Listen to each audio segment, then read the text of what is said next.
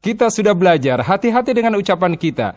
Karena apa yang kita ucapkan, itu yang kita dapatkan. Nah, kita masih membahas lidah terikat dan terkadang kita masih mengucapkan hal-hal yang salah.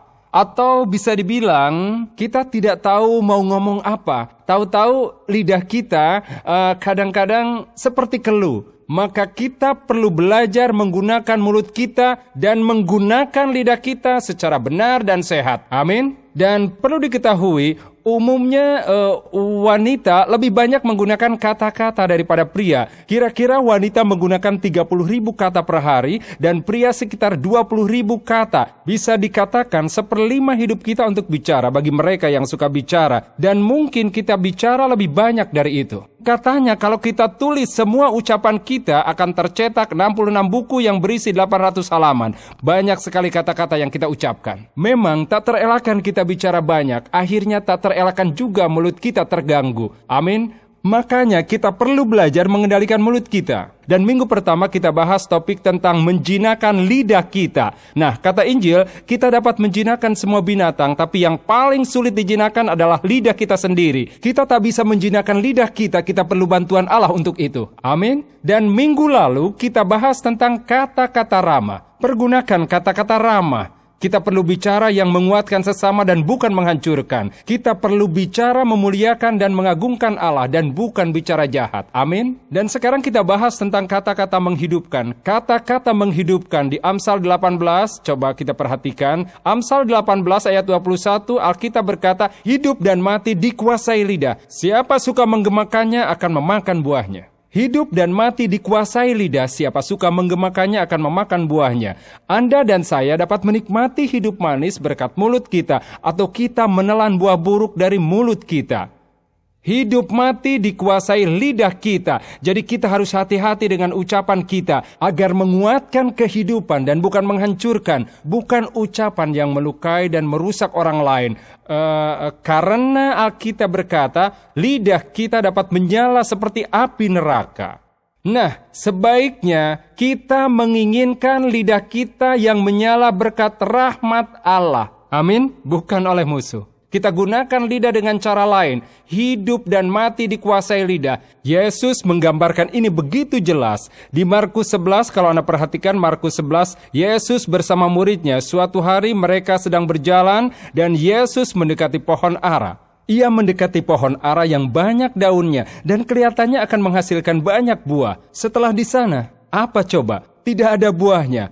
Lalu ia bicara pada pohon ara itu dan mengutuknya. Dan kalau Anda lihat Markus 11 ayat 12, keesokan harinya sesudah Yesus dan ke-12 muridnya meninggalkan Betania, Yesus merasa lapar dan dari jauh ia melihat pohon ara yang sudah berdaun. Ia mendekatinya barangkali ada buahnya.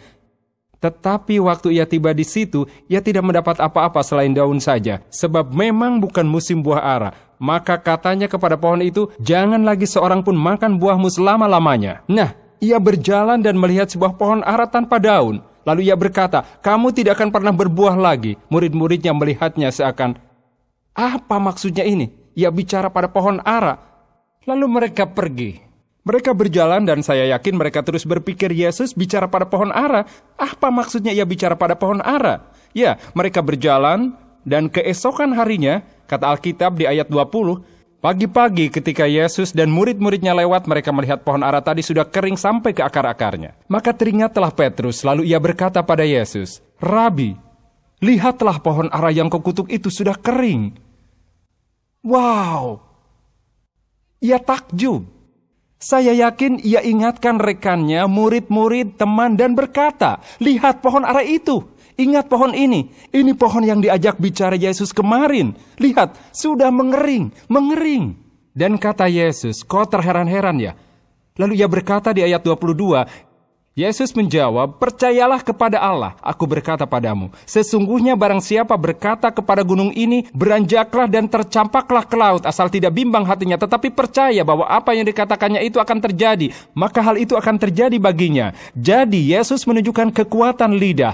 Pohon ara diajak bicara dan mengering, dan ia berkata, kau kira itu mustahil? Anda juga punya kekuatan di lidah Anda. Anda bisa mengutuk atau memberkati. Bisa menghidupkan atau mematikan. Di Amsal 10 ayat 11 dikatakan, mulut orang benar adalah sumber kehidupan. Mulut orang benar. Anda tahu, sebagai pengikut Kristus, bicara kita harus berbeda dari yang lain. Nah, Anda setuju tidak? Siapa tidak setuju tunjuk jari. Saya cuma bercanda. Tapi benar kan, sebagai orang beriman, kita harus punya kesaksian berbeda dari dunia. Kita harus punya cara berbeda, cara bicara berbeda dari dunia. Dan kitab suci berkata di ayat 11, mulut orang benar adalah sumber kehidupan. Sebagai orang benar, ucapan kita harus menghidupkan, memberi semangat. Anda bisa mengubah hidup Anda dengan kata-kata menghidupkan. Amin. Berapa yang percaya? Sekitar 10. Siapa yang percaya Anda dapat mengubah hidup Anda dengan ucapan menghidupkan? Ketahuilah, Anda bisa mengubah citra diri Anda dengan ucapan Anda. Kalimat menghidupkan. Ada sebagian orang yang berjuang hanya dengan citra diri rendah. Mereka tidak menghargai diri sendiri. Mereka tidak mempedulikan diri sendiri. Misalkan Anda tanya, ceritakan tentang dirimu. Mereka akan omong tentang serba kekurangan. Mereka akan bilang, aku gagal, aku bodoh, aku tidak bisa apa-apa, aku lemah. Aku tidak punya kemampuan, pecundang. Itulah yang akan mereka katakan. Itulah kesaksian seseorang. Dan terkadang kita menjadi seperti apa yang kita katakan. Kita menjadi pecundang karena menyebut diri pecundang. Dan kita gagal betul karena menyebut diri orang gagal. Mengapa? Karena kita bicara kematian bagi diri sendiri. Kita mengutuk diri kita sendiri. Saya kira cukup banyak orang di sekitar kita yang senang melakukannya untuk kita. Amin. Berapa dari Anda yang mudah menemukan orang seperti itu di sekitar Anda yang hanya suka mencela dan apa yang keluar dari mulut mereka hanya onggokan sampah. Dan sebagian kita hanya ingin bilang, sudahlah, aku tidak mau dengar sampai itu, cukup. Tapi mengapa orang terlalu memandang negatif diri mereka sendiri? Karena begitu banyak sampah diucapkan kepada mereka. Ketahuilah, kita harus hati-hati karena Amsal 6 ayat 2 berkata, jikalau engkau terjerat dalam perkataan mulutmu, tertangkap dalam perkataan mulutmu. Berapa di antara Anda yang tahu kalau ucapan Anda dapat membatasi hidup Anda? Kalau Anda selalu berkata, saya orang gagal, tahukah Anda jadi apa? Akan jadi orang gagal. Kalau selalu bilang, saya kalah, apa jadinya kalau selalu bilang, saya kalah? Apa yang akan terjadi? Anda akan mengikuti ucapan Anda. Itulah sebabnya kitab suci mengatakan hidup dan mati dikuasai lidah. Hati-hati berbicara, karena Anda akan menjerat diri Anda dengan kata-kata Anda sendiri. Amin. Jadi kita harus berhenti mencela diri sendiri. Para peneliti medis telah menemukan bahwa pusat bicara di otak yang mengontrol seluruh sistem saraf di tubuh Anda. Tubuh Anda akan menjawab ucapan Anda. Kalau Anda bilang, aku bodoh, Anda mengirim pesan ke seluruh tubuh dan seluruh sistem saraf menerima pesan, aku bodoh. Kalau Anda bilang, aku kalah, tubuh Anda menjawab ucapan Anda. Para peneliti telah membuktikan bahwa pusat bicara di otak kita mengontrol seluruh tubuh. Jadi kita harus mewaspadai ucapan kita karena tubuh kita bereaksi pada ucapan kita. Kalau kita selalu bilang aku lemah, aku lemah, aku lemah, tubuh kita akan mulai melemah karena menjawab apa yang kita katakan. Dan ini pun sesuai dengan firman Allah. Karena Yakobus 3 ayat 6, lidah pun adalah api. Ia merupakan suatu dunia kejahatan dan mengambil tempat di antara anggota-anggota tubuh kita sebagai sesuatu yang dapat menodai seluruh tubuh. Lidah kita dapat menodai seluruh tubuh. Kalau Anda selalu bicara negatif, merendahkan diri sendiri, Anda akan membunuh diri sendiri. Amin. Jadi kita harus berhenti bunuh diri dan perlu belajar bicara yang menghidupkan diri kita sendiri. Amin, Anda setuju? Sekarang, Yakobus 3 ayat 10 berkata, dari mulut yang satu, keluar berkat dan kutuk. Hal ini saudara-saudaraku tidak boleh demikian terjadi. Jadi kata Yakobus, kita perlu memberikan hidup kita dan bukan mengutuknya. Kutuk berarti sial, memanggil durjana atau kemalangan lewat ucapan. Katanya jangan mengutuk, ucapkanlah berkat. Berarti membangun, memanggil berkat dan naungan Allah. Jadi berhentilah mengutuk hidup kita dan mulailah memberkati dengan kata-kata positif. Apa jadinya kalau Anda tidak merasa kuat dan terberkati? Maka usahakan itu. Amin. Alkitab berkata di Yoel 3 ayat 10, baiklah yang lemah berkata aku kuat, kalau merasa lemah dan berkata tak bisa, bilang aku bisa. Yang lemah katakan aku kuat. Kita hanya perlu mengubah perbendaharaan kata kita, maka kita akan mengubah ucapan kita. Mengapa? Karena kita ingin seperti pohon ara itu, kita ingin hidup, kita tak ingin mengering dan mati. Kita perlu mengucapkannya. Dan Roma 4 ayat 17 berkata, menjadikan apa yang tidak ada menjadi ada. Jadi apa maksudnya? Mungkin aku tidak merasa cerdas, tapi aku bisa mengucapkannya. Amin. Dan tubuhku akan mendengar ucapanku dan menjawab apa yang kukatakan. Dan aku hanya punya iman yang percaya kalau aku bicara positif tentang diriku, otakku akan mulai memerintahkan seluruh tubuhku. Amin. Semampunya. Otak memerintah. Mengapa? Karena ia menjawab apa yang kita ucapkan. Sehingga terkadang Anda cenderung berkata-kata negatif. Apa sebabnya? Karena orang telah mengucapkannya pada Anda. Orang telah menyebut Anda bukan siapa-siapa, Anda telah gagal, Anda kalah. Dan satu-satunya cara mengubah keadaan itu, ubahlah keyakinan Anda. Ubahlah keyakinan tentang diri Anda. Amin. Jadi pertama-tama asal mau berkata, cepat atau lambat Anda akan mempercayai walaupun Anda tidak percaya saat pertama mengucapkannya. Pernah di depan altar ada orang muncul mau berdoa dan katanya, aku sangat lelah dan aku akan menyerah. Berdoalah begini, aku kuat dalam Tuhan. Ulangi, aku kuat dalam Tuhan. Kita ulangi, aku kuat dalam Tuhan. Tak lama kemudian sesuatu terjadi di tubuhnya. Tiba-tiba mereka tidak lesu lagi, mereka mulai bergairah. Mengapa? Sebab mereka ucapkan gairah hidup bagi dirinya sendiri. Ayo, Anda beserta saya? Dengar, setan berusaha melemahkan kita. Ia mencoba mengutuk kita. Kita tak mau bersekutu dengannya untuk menghancurkan hidup kita. Kita ingin melawan dia. Stop mengutuk hidup Anda dan mulailah memberkatinya. Dan ucapkan hanya yang baik dan membangun hidup Anda. Amin. Anda dapat mengubah citra diri Anda melalui ucapan. Kedua, dengan ucapan yang menghidupkan, Anda tak hanya mengubah hidup Anda, tapi juga orang lain. Anda mengubah orang lain. Sebagian orang tidak punya nilai diri, selalu minder, hanya karena kata-kata negatif dari orang yang tidak tahu bagaimana mengendalikan lidah mereka. Cobalah bayangkan apa yang akan dirasakan seseorang kalau ada orang mencerca dia. Tolol kamu, bodoh sekali, kau itu tell me, pecundang. Bayangkan apa yang akan Anda rasakan kalau Anda selalu dicerca seperti itu. Malah di antara kita tidak ada pilihan berubah sikap, terutama karena sudah terbiasa menerima seonggok cercaan dan kata-kata yang dikobarkan oleh api neraka. Karena sering dengar ucapan itu, kita jadi begitu, dan begitu pula sebaliknya. Sebagian orang, kepercayaan dirinya luar biasa, harga dirinya sangat besar. Mengapa? Karena orang mengucapkan kata-kata yang menghidupkan padanya, bicara yang sehat padanya, kata-kata yang membangun. Nah, saya tidak tahu apakah Anda membandingkan atau tidak, tapi saya ambil pendeta ini sebagai contoh.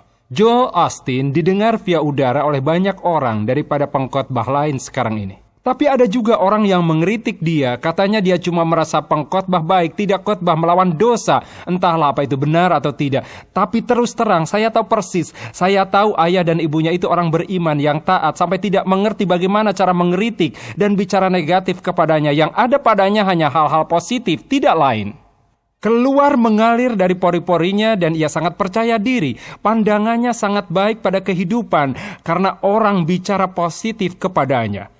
Jadi saya yakin kita bisa punya pengaruh yang sama pada orang di sekitar kita. Kita bisa mulai bicara yang menghidupkan pada orang, bicara menghidupkan pada anak-anak kita, pasangan kita. Apa hasilnya? Itu akan mulai mengubah hidup mereka. Saya pernah dengar tentang ilmuwan Jepang. Anda mungkin pernah dengar juga. Ia pelajari sedikit air dengan cermat. Ia lakukan percobaan. Ia ambil segelas air, ia ambil 2 gelas air, dan ia letakkan di meja. Ia lakukan percobaan selama 15 hari pada 1 gelas air, ia katakan setiap hari pada 1 gelas air. Kau jelek, kau pecundang, kau tidak pantas buat apapun, ia hanya bicara negatif pada gelas air itu. Dan pada gelas air yang satunya ia ucapkan kalimat positif. Kau pemenang, kau cantik, kau penuh kehidupan. Jadi hanya ia katakan kalimat-kalimat positif. Ini kisah nyata. Didokumentasikan. Kristal air di gelas itu yang tidak diajak bicara positif, bentuknya tetap murni dan jernih. Tapi kristal air di gelas satunya yang diajak bicara negatif mulai berubah warna. Kristalnya berubah dari air yang murni dan jernih menjadi air keruh dan berwarna. Dan ia temukan sesuatu, hanya dengan bicara pada air dapat berubah. Nah, apa yang bisa kita lakukan pada bayi kita saat masih dalam kandungan? Bisa kita ucapkan kehidupan dan kesehatan sebelum mereka lahir. Bayangkan yang bisa kita lakukan pada anak-anak kita. Kita bisa bicara tentang kehidupan, tentang kesehatan, kekuatan pada mereka. Kita ciptakan kehidupan yang berbeda melalui ucapan kita, amin. Kita bisa mengubah prospek hidup orang lain. Berapa di antara Anda yang pernah dengar ucapan dari seseorang yang berhasil mengubah hidup Anda? Saya ingat pernah dengar kesaksian dari orang yang pernah berkata, ada orang pernah bilang pada saya bahwa saya jelek dan saya percaya saya ini jelek selamanya. Ampuhnya kata-kata. Dahsyatnya kata-kata. Dan sebagian orang telah menyimpan di komputer mereka, di hard drive pikiran mereka, bahwa mereka punya segala yang jelek tentang diri mereka. Dan kita sebagai umat Allah dipanggil oleh Allah untuk menjadi penyemangat yang menebarkan semangat. Amin. Nah, kalau kita bicara negatif tentang seseorang, entah mereka ada atau tidak, kita menebar kata-kata negatif itu. Dan kita perlu ingat bahwa setiap orang itu seperti pohon ara. Jadi kita bisa mengutuk mereka atau kita memberkati mereka. Menurut saya kita harus mulai bicara berkat bagi siapapun di sekitar kita.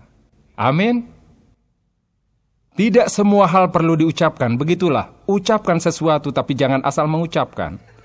Amin. Bagaimana Anda beserta saya? Amin. Ucapkan pada kehidupan. Amin. Jadi dari apa yang kita ucapkan, dari kata-kata mulut kita, kita dapat mengubah citra diri kita.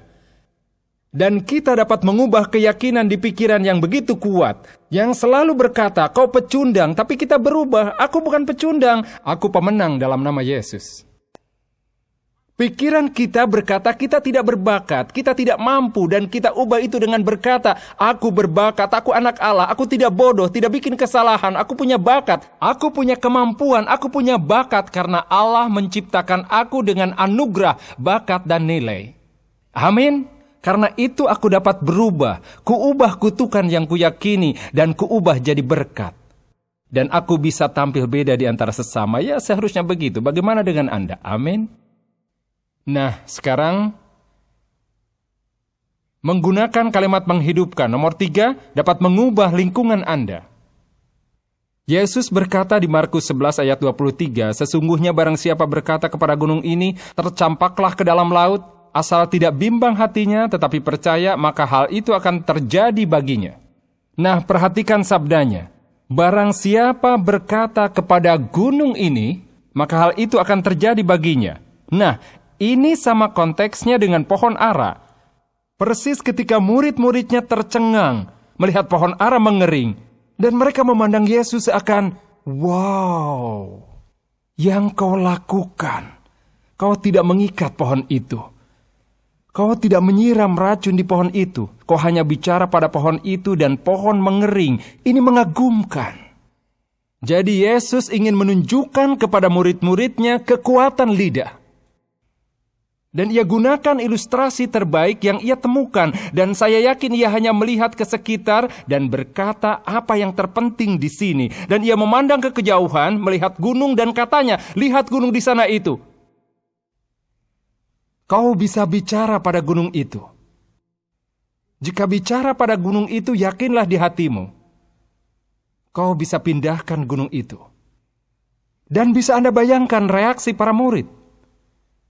Mana mungkin? Tapi itu ilustrasi yang mengena, cukup mengganggu pikiran mereka, saya yakin.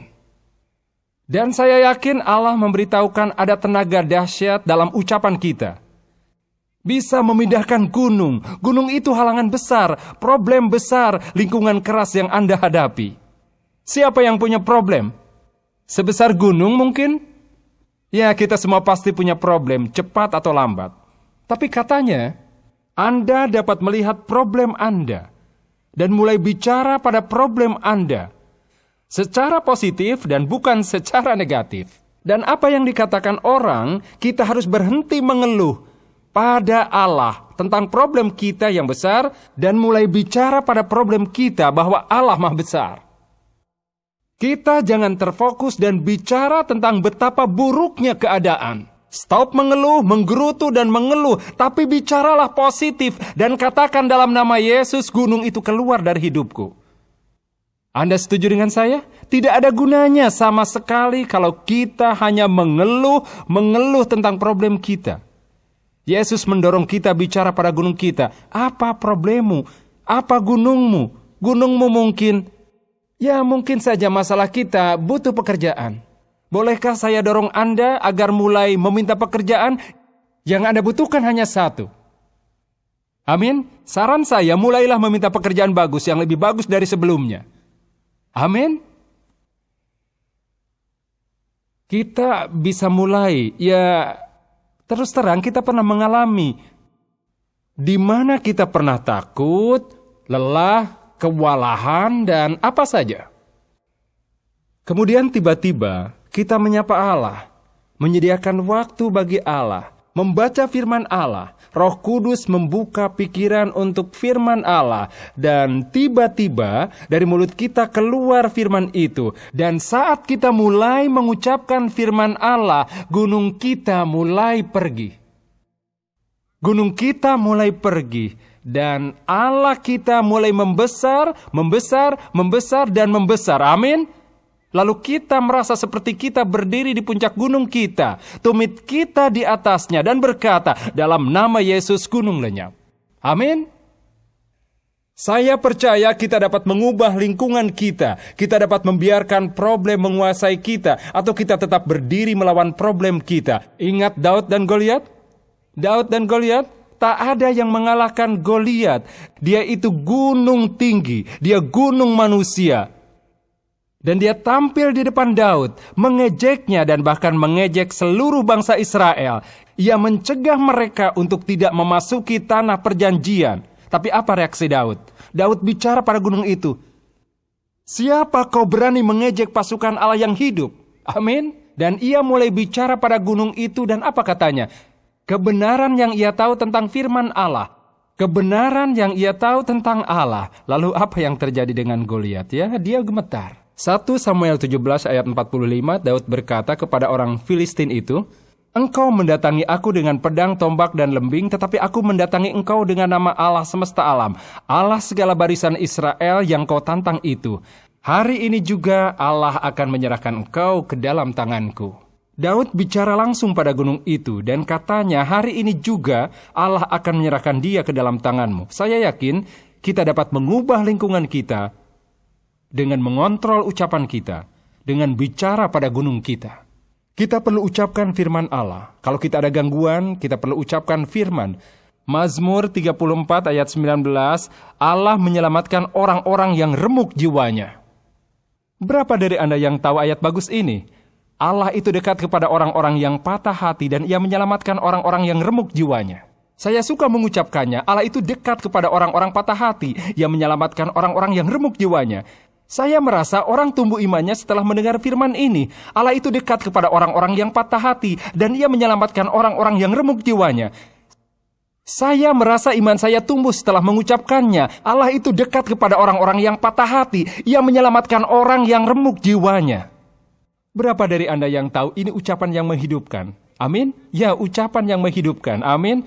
Apa penderitaan Anda? Baiklah, hadapi saja penderitaan itu dan katakan, Allah itu dekat kepada orang-orang yang patah hati. Dan Allahku, penyelamatku, akan membebaskan aku dari penderitaan dalam nama Yesus.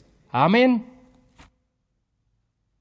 Saya pernah dengar ada cerita tentang seorang dokter yang memperbaiki kemampuannya dalam menolong pasien.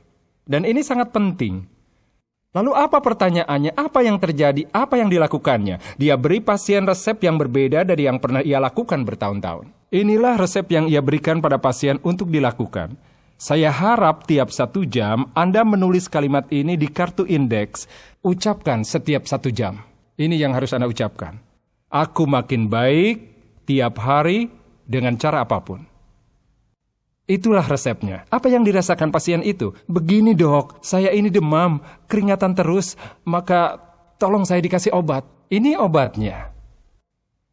Katakan, aku makin baik tiap hari dengan cara apapun. Apa Anda percaya bahwa hidup dan mati itu dikuasai lidah? Apa Anda percaya Anda bisa mengucapkan yang menghidupkan? Atau mematikan diri sendiri? Makanya kita harus hati-hati bahkan saat berpikir. Ini mengagumkan. Ini mengagumkan. Pemikiran masuk ke otak. Tahukah Anda pemikiran yang masuk ke otak Anda belum tentu pemikiran Allah? Karena masuk ke otak Anda itu juga belum tentu pemikiran Anda. Anda setuju? Saya sedang duduk di sini. Pendeta Rob memberikan pengumuman. Katanya ada acara makan siang. Semua bisa makan siang bersama Pendeta Todd. Pikir saya, mengapa orang ingin makan siang dengan saya? Itulah pikiran saya. Karena saya masih belajar. Saya lemparkan pikiran itu. Mengapa ada orang yang mau makan siang dengan saya? Amin. Dari mana datangnya pikiran itu? Ada di mana pikiran itu? Di suatu tempat di relung otak saya ada pikiran negatif yang berkata tidak ada yang mau makan siang dengan saya. Itu tipuan dari neraka. Amin. Bahkan kalau bukan di relung pikiran kita sendiri, ada musuh yang ingin kita meyakini itu dan ingin kita percaya tak seorang pun ingin di dekat kita atau bersama kita. Maka kita harus buang pikiran itu dan mulai mengucapkan kata-kata kehidupan. Amin. Kemuliaan bagi Allah. Akhirnya, dengan kata-kata menghidupkan, Anda mengubah masa depan. Kita bisa mengubah masa depan kita. Mungkinkah masa depan berubah berkat kata-kata menghidupkan? Hidup dan mati dikuasai lidah, berkat dan kutukan. Anda bisa panggil kejahatan, Anda bisa panggil berkat untuk Anda sendiri. Jadi saya yakin kita bisa mengubah masa depan kita. Hanya dengan ucapan kita. Ucapan tentang diri kita. Dan Ayub 22 ayat 28, ketika saya diterangi oleh ayat ini sungguh dahsyat bagi saya. Apabila engkau memutuskan berbuat sesuatu, maka akan tercapai maksudmu. Dan cahaya terang menyinari jalan-jalanmu. Memutuskan berbuat sesuatu, maka akan tercapai. Memutuskan berarti Anda setuju dengan kebenaran. Dan Anda setuju apa kata Allah. Jadi kita perlu setuju dengan kebaikan Allah dan berkat bagi hidup kita. Aku butuh setuju, aku ini berkat Allah. Mungkin berkat Allah belum terasa, tapi aku setuju dan akan kupanggil. Akan kupanggil semua itu seolah sudah datang, walau sudah kurasakan atau belum, aku ini berkat Allah. Aku tidak diberkati seperti orang lain, tapi aku punya berkat Allah. Mengapa? Sebab Yesus mengambil kutuk sehingga aku tidak perlu terkutuk, tapi diberkati. Saudara tuaku Yesus mengambil kutuk dariku, sehingga aku tidak perlu terkutuk, aku bisa diberkati. Maka kuputuskan aku diberkati, bukan dikutuk. Itu keputusanku. Bisakah Anda memutuskan sekarang? Sebagai anak Allah, Anda diberkati, bukan dikutuk. Anda bilang, kau tidak kenal aku. Saya tahu karya Yesus, dan Yesus mengambil kutuk dari kita. Maka kita tidak perlu dikutuk, kita diberkati. Menurut Alkitab, engkau memutuskan berbuat sesuatu, maka akan tercapai maksudmu. Maka kuputuskan. Aku diberkati, bukan dikutuk. Anda beserta saya? Bukankah baik kalau kita hanya mengutip firman Allah dan mempercayainya? Ibrani 4 ayat 14 katanya, karena kita sekarang mempunyai imam besar agung, yaitu Yesus, anak Allah, baiklah kita teguh berpegang pada pengakuan iman kita. Apa pengakuan kita? Kita diminta berpegang teguh. Pengakuan kita itu menyatakan sesuatu yang kita percayai. Menjadi saksi sesuatu yang kita tahu dan yakini sebagai benar. Kita yakin bahwa Allah itu baik. Allah memberkati umatnya. Itulah pengakuanku. Amin. Bukankah itu pengakuan kita, saudara-saudari? Bahwa Allah itu baik selamanya. Dan Ia mencintai kita, ingin yang baik untuk hidup kita. Amin. Apa Ia tidak ingin mewujudkannya dan mengirim Roh Kudus? Apa tidak baik bagiku menyatakan aku ini dipenuhi Roh Kudus? Sombongkah berkata begitu, atau itu hanya pernyataan dan pengakuan atas firman Allah yang telah dikatakan? Sesungguhnya pikiran dan tubuhku dan setan tak ingin aku percaya bahwa aku dipenuhi roh. Maka aku harus melawan tubuhku, melawan musuh, melawan pesan-pesan dari sekitarku. Dan aku harus menyatakan pada diriku bahwa aku dipenuhi Roh Kudus, berjalan dalam kebaikan dan rahmat Allah. Boleh saya kasih semangat, janganlah tubuh menguasai diri Anda. Jangan biarkan tubuh menjadi masa depan Anda. Jangan biarkan musuh menebar benih di pikiran Anda yang mengatakan Anda kalah dan Anda pecundang. Sanggupkah Anda mengamini firman Allah bahwa Anda itu kepala bukan ekor, di atas bukan di bawah, lebih dari pemenang. Allah akan menyediakan kebutuhan Anda. Itulah yang dikatakan firman Allah.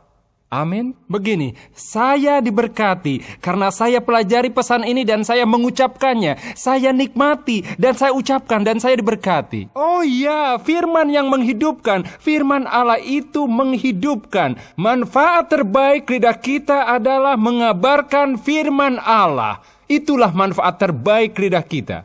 Mengabarkan firman Allah. Alkitab berkata, pegang teguh pengakuan imanmu. Dengan kata lain, suatu saat kamu akan melupakannya. Tapi kitab suci menasihati kita untuk memegang teguh. Jangan biarkan tubuh mengingkari firman Allah tentang dirimu. Jangan biarkan orang-orang, para pencela, pengkritik, suka menghakimi yang ada di sekitar Anda menentukan Anda mau jadi apa. Pegang teguh firman Allah.